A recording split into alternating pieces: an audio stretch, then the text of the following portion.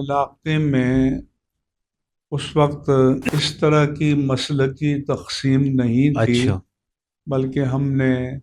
Matric تک یہ دیوبندی بریلوی کے نام بھی نہیں سنے تھے، ٹھیک ہے کیونکہ جو ہمارے پرانے علماء تھے ان کی تعلیم کا طریقہ یہ تھا کہ مختلف علاقوں میں مختلف فنون کے ماہرین ہوتے تھے، کوئی فقہ کا ماہر، جی کوئی تفسیر کا، کوئی حدیث کا، کوئی منطق کا، کوئی فلسفہ کا، کوئی صرف و نحو کا، وہاں تعلیم حاصل کرتے تھے۔ حنفیت کی بنیاد پر سب ایک ہی اچھا نہج پر سارے معاملات چلا کرتے تھے۔ پہلی بات یہ سمجھیں کہ بریلویت کوئی مسلک کا نام نہیں ہے، مسلک تو قرن اول سے چلا رہا ہے۔ بریلویت منسوب ہے امام اہل سنت امام احمد رضا خان قادری محدث بریلی رحمہ اللہ تعالیٰ کی طرف، جی اور ان کی سن پیدائش 1272 ہجری ہے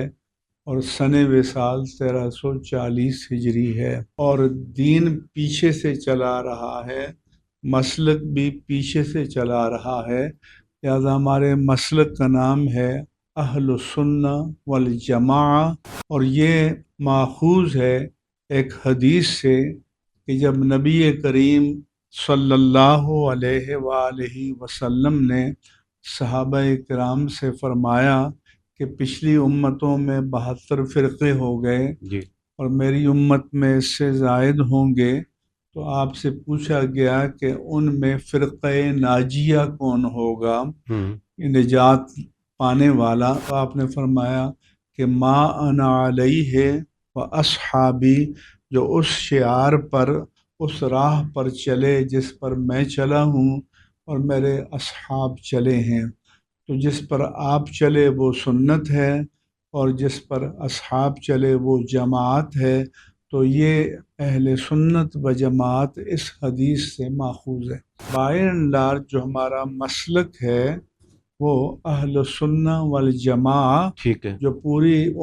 دنیا میں ہے، پوری امت میں ہے، ٹھیک کیونکہ ہم امت محمدیہ صلی اللہ علیہ وآلہ وسلم کا